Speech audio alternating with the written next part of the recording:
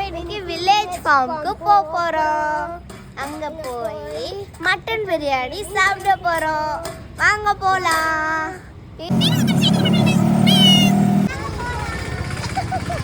பலாப்பழம் கடைக்கு தான் வந்திருக்கோம். செம்மையா இருக்கு. எல்லாரும் வந்து வாங்குங்க. யார் சாப்பிடுறீங்களோ கமெண்ட் இப்ப நம்ம பலாப்பழம் சாப்பிட்டு இப்ப பஸ்க்கு போறோம் गाइस. வாங்க எங்களோட. யார் பலாப்பழம் சாப்பிடுறீங்களோ இப்ப நம்ம பஸ்ஸுக்காக வெயிட் பண்ணிட்டு இருக்கோம்.